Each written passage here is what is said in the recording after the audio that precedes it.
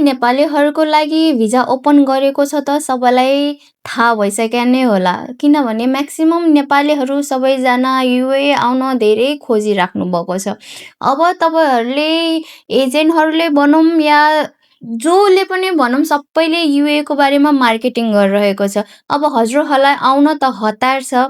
हतारमा कसैलाई पनि डकुमेन्ट र पैसा यत्तिकै नदिनु होला। ओपन त गरियो तर एकदमै स्ट्रिक्टमा। तपाईँलाई धेरै डकुमेन्टहरू निड गरेको छ। डकुमेन्ट त एउटै हो तर त्यसमा धेरै ठाउँबाट अप्रुभल पनि गर्नुपर्ने हुन्छ। जस्तै पुलिस रिपोर्ट निकाल्नु पर्ने हुन्छ हजुरले कम्पल्सरी। तपाईँहरू भिजिटमा पनि आउनलाई या वर्किङमा आउनलाई या फ्रिलान्स भिजामा आउनलाई पनि तपाईँले पुलिस रिपोर्ट कम्पल्सरी बनाउनै पर्ने हुन्छ। पुलिस रिपोर्ट मात्र बनाएर हुँदैन। तपाईँले त्यो पुलिस रिपोर्टलाई 2 ठाउँबाट एटेस्टेड पनि गर्नुपर्ने हुन्छ। एउटा त्रिपुरेश्वरको परराष्ट्र मन्त्रालयबाट भने अर्को तपाईँले युएको एम्बेसीबाट जुन त्रिपुरेश्वरमा रहेको छ। जब तपाईँको पुलिस रिपोर्टमा यो 2टा स्ट्याम्प लगाएर आउँछ तब मात्र तपाईँले युएको लागि प्रोसेस गर्न सक्नुहुन्छ।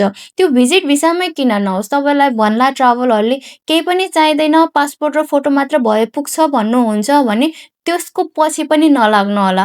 किन भन्दाखेरि गभर्नमेन्टले कम्पल्सरी गरिएको छ जुनै भिसामा आउँदा पनि। यदि तपाईँहरू पनि दुबई आउन खोजिराख्नु भएको छ, भिजिट भिसामा, वर्किङ भिसामा, फ्रिलान्स भिसामा केही कन्फ्युज छ, सोध्न मन छ, कसलाई सोध्ने, जेन्युन एन्सर कहाँबाट आउला भनेर त्यो पनि सोचिराख्नु भएको छ भने जस्ट मलाई इनबक्स गर्न सक्नुहुन्छ। त नत्र मेरो नम्बर रहेको छ, नम्बर नोट गरेर मलाई WhatsAppमा मेसेज गरेर पनि सोध्न सक्नुहुन्छ। हस् त, धन्यवाद।